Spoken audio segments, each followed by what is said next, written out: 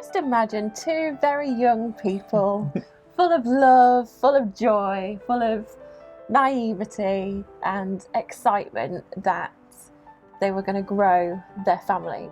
And that was us. Like, we were filled with love and hope and joy, and like, yes, there is no right time to have a child. So let's crack on, like, let's just do it. And go into it going, you know, it might take a few months, it might take a couple of years, but you know, for us it just didn't happen. Through the medical side of things, there was no reason at all. It was completely unexplained infertility, and that kind of made it more frustrating. Yeah, I think the brutal thing about infertility, I think, is the reason it absolutely just feels like it can destroy hope is because it's a monthly cycle.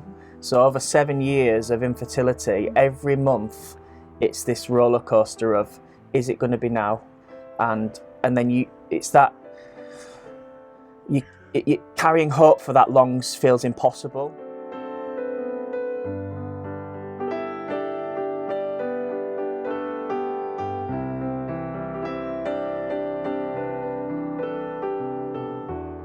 Many people didn't understand, particularly our friends who don't believe in God, and why we would still believe in God, firstly, when we were going through that circumstance, but secondly, like, why we were still so hopeful, like why we were still filled with so much hope, and trying to explain to people that's because we have a God who we 100% trust to do what he says he'll do. And it's not always easy, and it can be incredibly painful, and we have to live through that pain, and we have to live through that challenge of infertility. But amongst that, there's this inner truth and this inner acknowledgement of this something bigger than us at work, and this someone bigger than us at work, and Jesus is fighting for us, and he's at work for us, and we have faith for that. So our hope was even more exciting, because it was like, well, but we know God can do it. Like, we see it in the Bible, and we know God has done it in other circumstances, other miracles, not just around infertility, but healing, and through seeing people freed from stuff like addiction, seeing people come out of like the most kind of awful circumstances, and God bringing them out of that. And we were like, well, if God can do them things, we've got hope God can do this for us. Having a faith and a hope that something will happen, but not seeing it come to fruition for such a long time, and that tension's very hard to carry.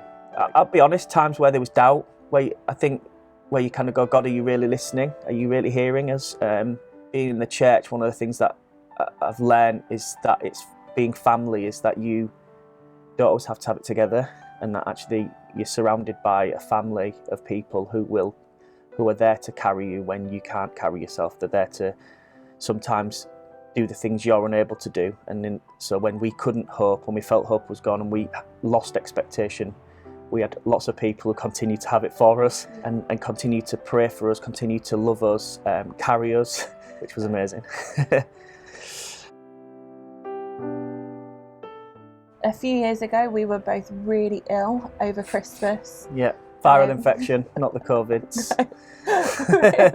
really, really poorly. And I've woken up that morning like, oh, I'm really due my period. I'm really late. I'm going to do a test.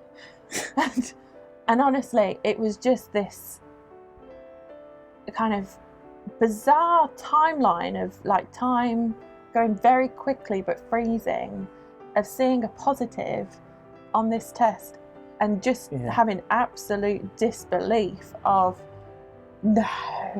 And we both sat there. It was a couple of hours. I remember it was at least a couple of hours just almost in silence, like complete disbelief.